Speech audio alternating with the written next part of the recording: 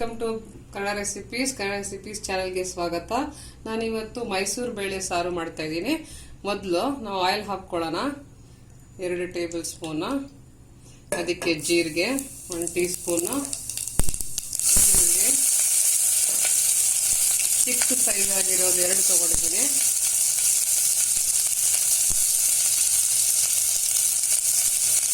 ಇದನ್ನ ಫ್ರೈ ಮಾಡ್ಕೊಳ್ಳೋಣ. ಸ್ವಲ್ಪ ಸಾಫ್ಟ್ ಆದರೆ ಸಾಕು. ಇದಕ್ಕೆ ನಾನು 2 ಟೊಮಾಟೊ ಕಟ್ ಮಾಡ್ಕೊಂಡಿದ್ದೀನಿ, ದೊಡ್ಡ ಸೈಜ್ ಇದೆ. ಇದಕ್ಕೆ 2 ಹಸಿಮೆಣಸಿನಕಾಯಿ, ಕೊತ್ತಂಬರಿ ಸೊಪ್ಪು ಚೆನ್ನಾಗಿ ಮಿಕ್ಸ್ ಮಾಡ್ಕೊಳ್ಳಿ.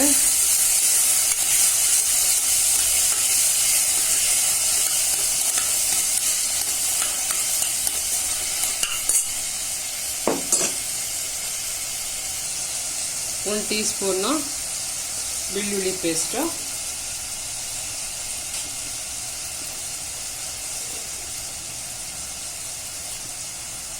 1 ಟೀ ಸ್ಪೂನ್ ಅಚ್ಚ ಖಾರ ಪುಡಿ, ಉಪ್ಪು ಒಂದು ಅರ್ಧ ಟೀ ಸ್ಪೂನ್, 1/4 ಟೀ ಸ್ಪೂನ್ ಅರಿಶಿನ. ಚೆನ್ನಾಗಿ ಮಿಕ್ಸ್ ಮಾಡ್ಕೊಳ್ಳಿ.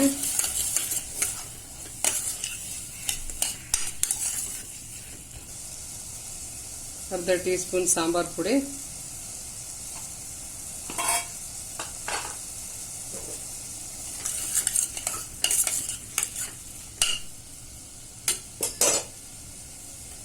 ಇದಕ್ಕೆ ನಾನು 1 ಕಪ್ಪು ಬೇಳೆ, ಮೈಸೂರು ಬೇಳೆ ಹಾಕ್ತಾ ಇದ್ದೀನಿ.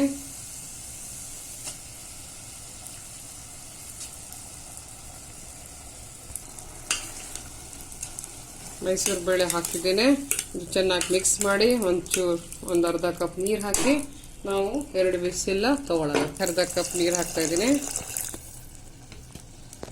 ನೋಡ್ಬೋದು, ಇದು ಕುಕ್ಕರ್ ತೆಗೆದಿದ್ದೀನಿ, ವಿಸಿಲ್ ತಣ್ಣಗಾಗಿದೆ. ಇವಾಗ ಮೈಸೂರು ಬೇಳೆ ಇದು ಎಲ್ಲ ಬೆಂದಿದೆ. ಇದಕ್ಕೆ ನಾವು ಒಗ್ಗರಣೆ ಹಾಕ್ಕೊಳ್ಳೋಣ.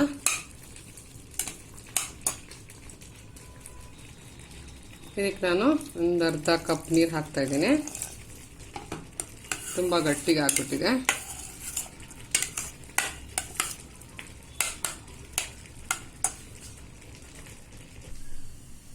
ಇದು ಒಗ್ಗರಣೆ ಹಾಕ್ತಾ ಇದ್ದೀನಿ. ಸಾಸಿವೆ, ಕರಿಬೇವಿನ ಎಲೆಗಳು ಮತ್ತೆ ಒಣಮೆಣಸಿನಕಾಯಿ.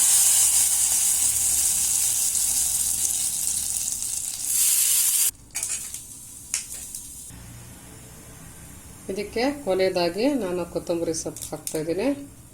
ನಮ್ಮ ಮೈಸೂರು ಬೇಳೆ ಸಾರು ರೆಡಿಯಾಗಿದೆ. ನೀವು ಟ್ರೈ ಮಾಡಿ ಫ್ರೆಂಡ್, ತುಂಬ ಟೇಸ್ಟಿಯಾಗಿ ಬರುತ್ತೆ. ಮತ್ತು ಇದು ನಾನು ಒಗ್ಗರಣೆ ತುಪ್ಪದಲ್ಲಿ ಮಾಡಿದ್ದೀನಿ, ಇನ್ನೂ ತುಂಬ ಘಮ ಘಮ ವಾಸನೆ ಬರ್ತಾ ಇದೆ. ನೀವು ಟ್ರೈ ಮಾಡಿ, ವೀಕ್ಷಿಸಿ ಕನ್ನಡ ರೆಸಿಪೀಸ್. Thanks friends.